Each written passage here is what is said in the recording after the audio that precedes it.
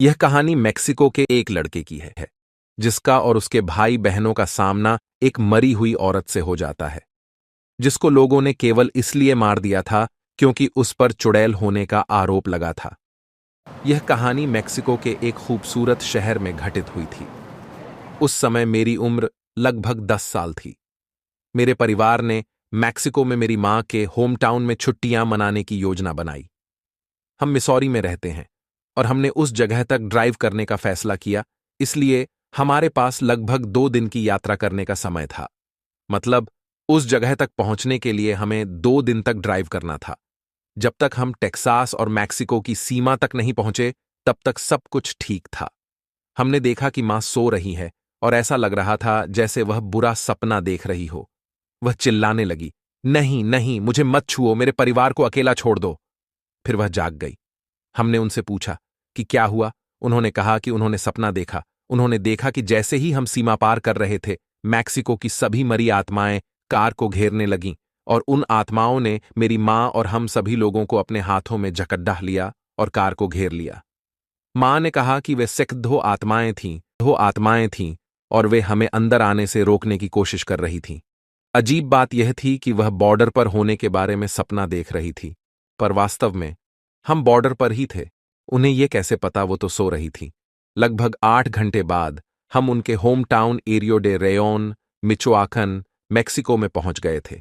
मुझे उस यात्रा के बारे में बहुत कुछ याद नहीं है, लेकिन मुझे वह दिन याद है कि जिस दिन हम जंगल में टहलने गए थे।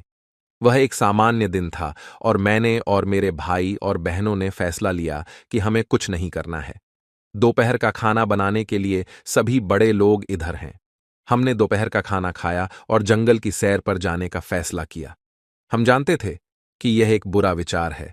हम धूल भरी सड़क पर चलते रहे जब तक कि हम रास्ते के खत्म होने तक नहीं पहुंच गए। वहां से हम उन मैदानों से गुजरे जो एक जंगल के रास्ते में जाते थे। हम लगभग 100 फीट अंदर जंगल में चले गए। फिर वहां एकदम से तूफान आना शुरू हो गया। ये बहुत अजीब था क्योंकि यह तेज धूप का दिन था और तूफान आने का तो कोई संकेत ही नहीं था। हम सभी ने एक दूसरे को बहुत ही कंफ्यूजन में देखा। पर तभी अचानक हमने एक महिला को रोते हुए सुना। वह बहुत ही बुरे तरीके से रो रही थी और उसने एक चीख के साथ अपना रोना बंद कर दिया। मैं बहुत डर गया था। हम सब वहीं जमे रहे और हमने एक शब्द भी नहीं बोला। रोने की आवाज बह रही थी जैसे जैसे वह औरत करीब आ रही थी। हम वहीं खड़े होकर उसका इंतजार कर रहे थे कि अब क्या होगा। अचानक मेरी बहन ने बहुत भयानक चीख मारी।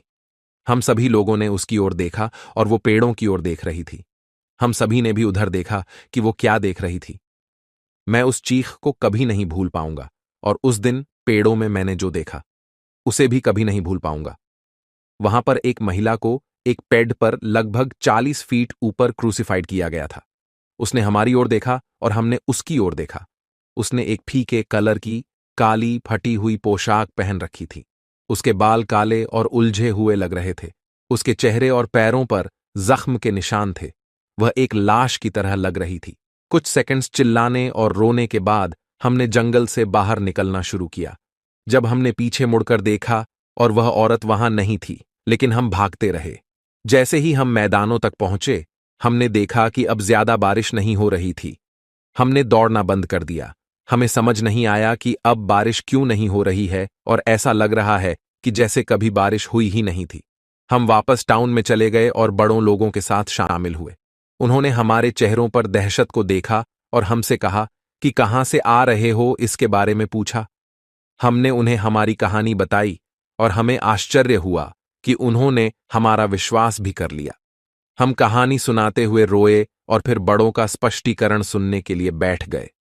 उन्होंने बताया कि लगभग 100 साल पहले एक महिला थी जिस पर ब्रजेरिया यानी कि एक चुड़ैल होने का आरोप लगाया गया था। उसकी हत्या कस्बे वासियों ने की थी। उसकी हत्या से पहले जब वह सड़कों पर घूमा करती थी तो लोग अक्सर उस पर चीजें फेंकते थे और कुछ उस पर अक्सर क्रॉस फेंकते थे। मेरी दादी ने कहा कि कुछ ऐसे लोग हैं जो उसे जंगल में देखने का दावा करते हैं, लेकिन ज्यादातर दावे बच्चों के द्वारा किए गए थे। बरसात को दर्द और पाप का संकेत बताया गया है। एक बच्चे की उम्र में मुझे इस घटना ने काफी आघात पहुंचाया। मैं अब बिजली और गरज के साथ उस महिला के रोने की आवाज को कभी नहीं भूलूंगा।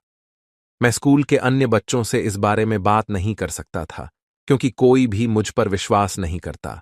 मैंने एक बार यह घटना अपनी सबसे अच्छी दोस्त को बताई, लेकिन उसने हंसते हुए कहा कि मैंने उसे डरा दिया है।